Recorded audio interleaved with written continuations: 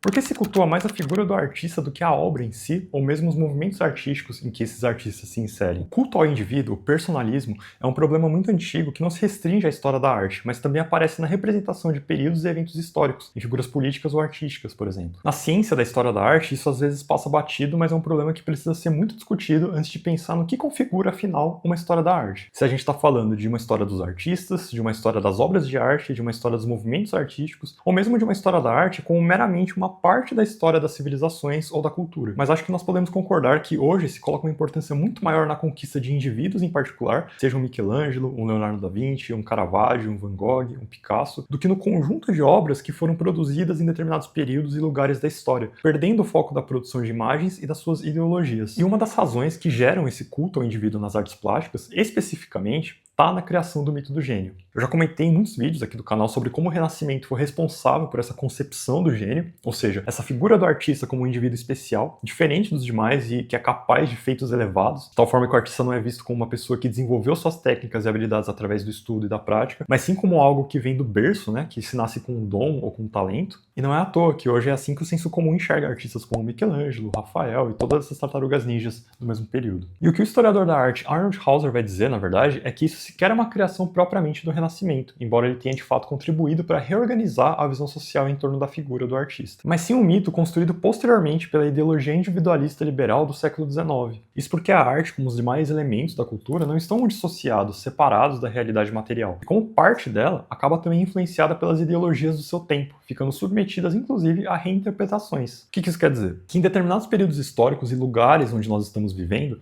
a forma como a gente enxerga determinados artistas, estilos, escolas ou movimentos estão sujeitos ao olhar do nosso tempo e do nosso lugar, que acaba sendo diferente conforme a gente muda a nossa forma de pensar o mundo. Ou pelo menos quem tem o poder sobre o discurso e o que vai, através de muita propaganda, se difundir por esse mundo. E que embora o Renascimento efetivamente valorizasse o indivíduo a tal ponto de ter levado o status social do artista, que antes era reduzido à condição de artesão, né, ele não concebia o artista da mesma forma como o romantismo e o liberalismo burguês passaria a conceber séculos mais tarde. E a forma como o renascimento cultural é visto hoje, como um contraste em relação à Idade Média, um divisor de águas entre a Idade Média e a Idade Moderna, que é aquela oposição entre a Idade das Trevas e a Era das Luzes, né? É um mito isso, criado posteriormente, de forma a reforçar uma suposta ligação entre o Renascimento e a ideologia liberal. Trata-se, portanto, de uma reinterpretação retrospectiva do Renascimento como uma forma de conferir a esse período a origem do indivíduo moderno,